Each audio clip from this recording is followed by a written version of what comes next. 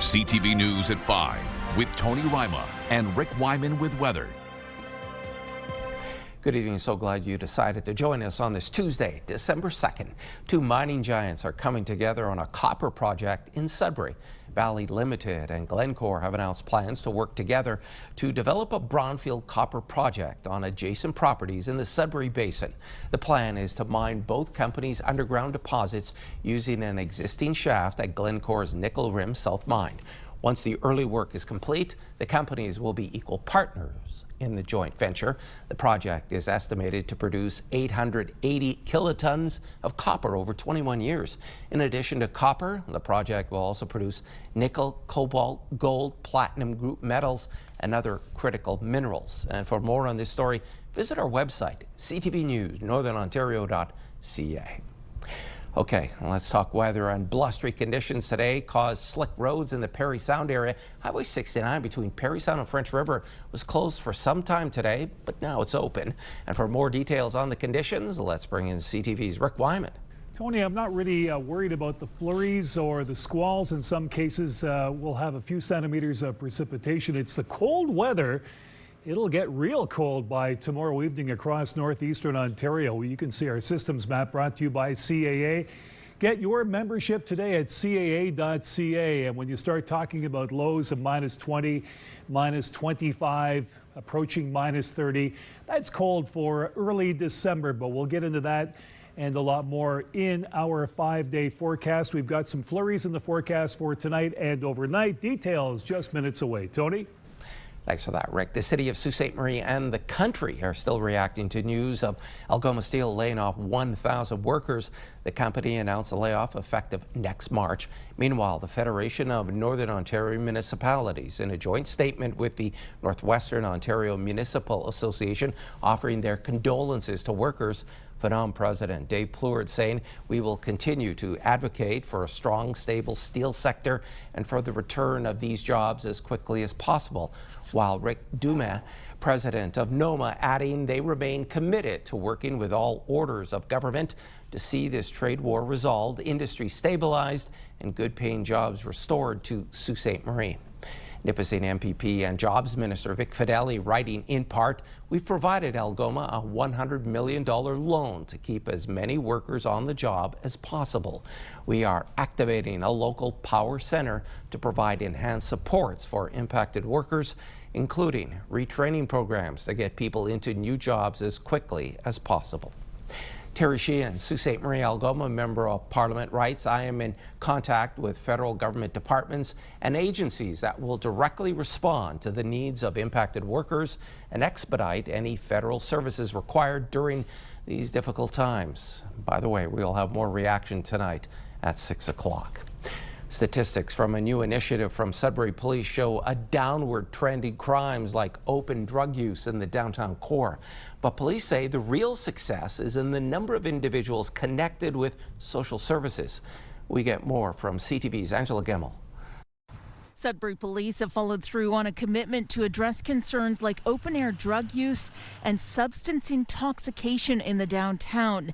But their approach prioritized providing support over enforcement. We consider this to be a significant project, an initiative that's had really strong results. Greater Sudbury Police launched its Support First strategy 1 month ago. Individuals found experiencing addiction were connected with support services like treatment or housing before officers considered making an arrest.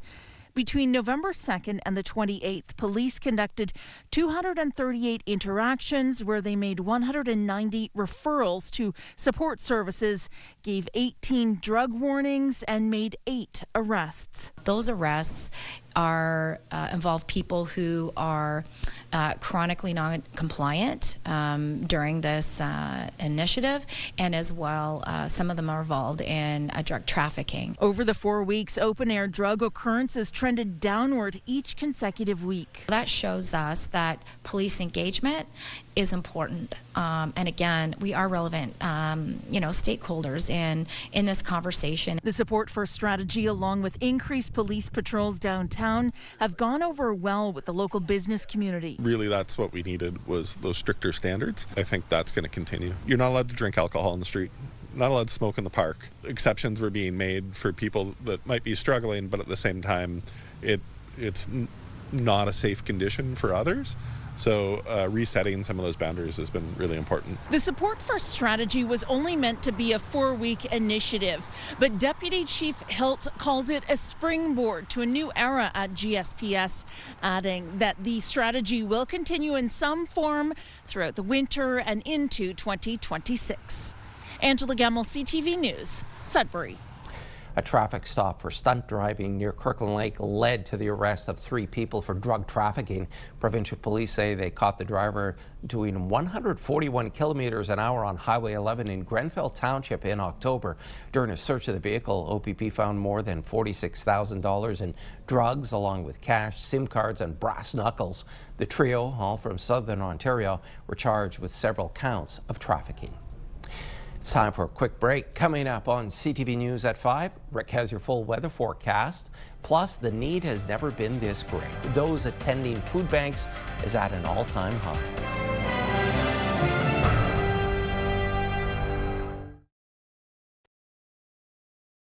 When you see it happen, send it to CTV News. Text 10400 from your screen to ours. Text 10400. For those of you, depending on where you're living in northeastern Ontario, there was a chance flurries. That happened, and of course some areas received some sunshine for a while as well. We've got some flurry activity for tonight and overnight, including some squalls and some amounts. We'll get into that a little bit later on. 5-day forecast time. Here's that system calling for periods of snow tomorrow. So coupled with the squalls and the flurry activity, a few centimeters of snow for tomorrow. And again, we'll get into that. Another system a little bit later on, but it's going to get cold. It's going to get cold by tomorrow evening. And in Sudbury's case, you'll see how cold it will get. 5-day forecast, Sudbury Nickel Belt. So flurries tomorrow, 2 to 4 centimeters, -1, dropping down to -18. Thursday, -16 is your high. Big difference of 15 degrees from Wednesday to Thursday. Warms up a bit on Friday. Chance of flurries Saturday. Then gets cold again. -13 on Sunday. Take a look at the nighttime lows, -16 and -18 degrees. Now, Sault Ste. Marie, Algoma, slightly different story. Flurries tomorrow, 5 centimeters, another 5 tomorrow evening, -3, cooling off to -11 tomorrow night, warming up to -8 on Thursday, -5, even better on Friday, -6 on Saturday, and again, cooler, -8 come Sunday with the cloud cover. Timmins Cochrane Campus Casing, we've got some a few whoppers temperature-wise to talk about. Flurries tomorrow, 5 to 10 centimeters, -25 tomorrow evening, warming up to -16 Thursday, Friday -7 your high, -10 Saturday, then -24 overnight Saturday, and -22 overnight on Sunday. Temiskaming Shores and Kirkland Lake. Flurries tomorrow, 5 centimeters. Some sunshine on Thursday. Friday, chance of flurries. More of the same Saturday. And -15, your daytime high comes Sunday. But again, nighttime values, -21 on Wednesday, -22 Saturday and Sunday. But there's more. There's North Bay and West Nipissing. Flurries tomorrow, 5 to 10 centimeters, -16 tomorrow night. Again, -16 Thursday evening, warming up on Friday. Somewhat warmer on Saturday. Then we get back to the colder temperatures. Sunday, -13 daytime high and -18 at night. Tony, do you like the cold weather? It's coming to northeastern Ontario. Yes, the big chill. Thanks so much for that, Rick. Feed Ontario's latest report reveals over 1 million people across the province turned to a food bank in the last year, a record high. CTV's Amanda Hicks has reaction from Sudbury. When food bank visits go up, communities feel the pressure. The demand for help across the province.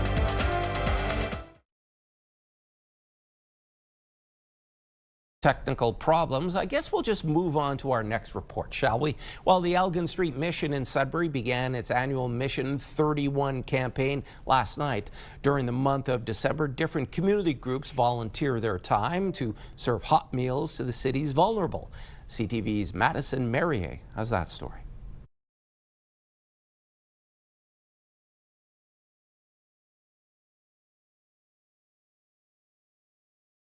Dozens of people lined up to fill their stomachs with a hot meal beside a live band at the Elgin Street Mission. The idea is to have different groups in as well throughout the month, different community groups serving, to be able to see what we do here at the mission. It's part of getting into that spirit of Christmas, and not the commercial spirit, but the true meaning of Christmas. This year, the mission raised more than $31,000 for the month of meals, and more than 31 community groups volunteered, allowing Elgin Street Mission to operate the community service for some breakfast as well. People are very generous with their time, especially here in Sudbury. It's the holiday season. People want to give back, and so finding people to serve for 31 days has been easy. We've actually not had enough days. It's the sense that maybe we're making a difference, each of us in our own little way, that for however brief a time, we're providing some kind of comfort to people who need it. Along with the increase of support, the food bank is also seeing an increase in use and need. With the cost of living going up more, we're seeing those young families. And so we serve between, on a regular night, we usually aim for 200. On other nights, sometimes that's 250. So there are increases. Labreche said she is grateful to all of the community members and sponsors who have donated, showing just how generous Sudbury is in ensuring everybody has a warm holiday meal this season. Madison Marier, CTV News, Sudbury. And we apologize for our technical difficulties. Now we're going to get to Amanda Hicks and her story about food banks. When food bank visits go up, communities feel the pressure. The demand for help across the province is shattering records. The 2025 Hunger Report marks the 9th year in a row food bank usage has been on the rise. We've reached another all-time record high of more than 1 million people accessing our services, over 8.7 million times this past year. What is most concerning, Stewart says, is the major shift in who is now seeking help. 1/3 of those who accessed our services this year were doing so for the very first time. 30% are children. 30% are people who are living with disabilities, and even 25% of those now accessing our services are actually employed. Locally, food banks are seeing those provincial trends play out on a daily basis. Inner City Home says just last week it saw 35 families come through the doors of its new Sudbury location in one day. Right now, it's a common thing that we're running out of food. The Sudbury Food Bank certainly looks after our needs as much as possible, but in the last few weeks we've been forced to go out and buy additional foods. Food banks are supporting working families, seniors on fixed incomes, and newcomers who cannot keep up with the cost of housing and groceries. The French River Food Bank, which serves roughly 100 families a month, says it's seen a 20% increase in demand, many of whom are new faces. We're getting a lot more families than what we had before. And again, it's because the income is so low and the cost of living so high. So there hasn't been a catch up since COVID between the two. And so there's been no relief. The report calls for urgent action from all levels of government to address underlying issues of housing and income that are driving these record numbers. Amanda Hicks, CTV News, Sudbury. They are looking to recruit from down under. Coming up on CTV News at 5. Officials at the Cochrane District Paramedic Service say they may hire first responders from Australia. The Cochrane District Paramedic Service now has a plan in place to hire Australian paramedics. Officials say there is no immediate need to fill local vacancies, but they want to have a backup if local and regional applicants fall short. CTV's Lydia Chubak reports. 2, 3. The Chief of Paramedic Services for the Cochrane District says when he needs to find more paramedics, he may turn to the international community. Mark Renault says due to some political changes with the United States and England, there is a surplus of paramedics and other healthcare workers in Australia. They're very qualified. There's a 3-year program through Monash University in Australia that leaves them very qualified to come and work here. We have a pathway through New Brunswick where they would be able to get credentialing to be able to work in Canada. Renault says the Cochrane District Services Board recently approved the recruitment and immigration of up to 8 licensed paramedics from Australia with a required 2-year service commitment. If we can't find local staff, our primary method of recruitment is our local colleges, and that's who we want to recruit first. Renault says the part-time pool is lower at this time than he'd like, and he wants to have those positions filled 100% of the time. Northern College officials applaud the Cochrane District Paramedic Services initiative and add there is no better time than now to become a paramedic since the province continues to offer a stay and learn grant. The college adds its paramedic program currently has no waiting list. I encourage students and parents to really think hard about the savings that they would incur, long term, and the fact that they get a credential that is transferable to anywhere they want to work, later in life, and it will be something that will always be in demand. The next intake for the Northern College Paramedic program is in September, and the class size is around 40 students. Mature students are also welcome to apply. Lydia Chubak, CTV News, Timmins. A specialized training trailer was at Cambrian College in Sudbury today. 20 students took part in confidence and confined space training in the pre-service firefighting education and training program. CTV's Alan Everson reports. 19-year-old Madison Ellis is mentally preparing to maneuver a maze inside this trailer blindfolded. She is wearing 90 pounds of gear, making her way through confined spaces. The faster you breathe, the more oxygen you're going to burn, so you kind of got to use the skip breathing method. You got to control your breathing. Most thing is to stay calm. Justin Hollywood is demonstrating the training for us in the light so our cameras can capture it. The scenarios are all in the dark with students wearing oxygen tanks. It's really just tricky to get through the small spaces with an extra foot on your back almost. You got to use different techniques that you wouldn't think your body would fit through, like going backwards through small spaces that you wouldn't think you would, and a lot more maneuvering than you would think to get through small spaces. In this scenario, the team is training to rescue a victim. You have to go through areas of confined space. Also, they know how to react based on enclosures, and it's very, very psychologically hard, and they have to experience this if they want to become firefighters. The students say the training is invaluable. Sometimes you don't think you're going to fit at all. You can start to get panicked. You have to keep calm in the mind. Just be able to get a job and help people when they need it most on the worst days of their life. The trailer travels across the province, also providing unique training opportunities for mine rescue and industrial emergency response teams. Alana Everson, CTV News, Sudbury. A traffic note for motorists in the Schumacher area. The city of Timmins is instituting 2 new one-way streets in the community. Croatia Avenue from Grant to Botocchio will be one-way westbound, and Botocchio from Croatia to 4th will be one-way southbound. Council approved the plan in October after it was determined the streets were too narrow for two-way traffic and parking. Laurentian University is celebrating Giving Tuesday at the Parker Building Atrium with the Joyce Family Foundation. The foundation endowed $2 million to the university to be given as student bursaries.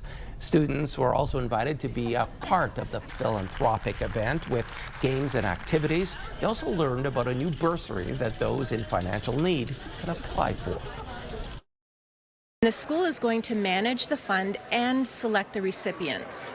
So I really like that because the selection committee will know the community and have ties into the community to know which students face financial obstacles but have the promise to pursue post-secondary studies.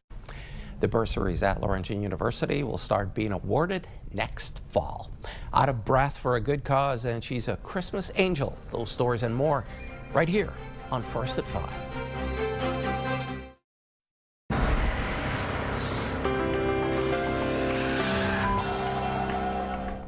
Our first community close-up comes to us from Timmins.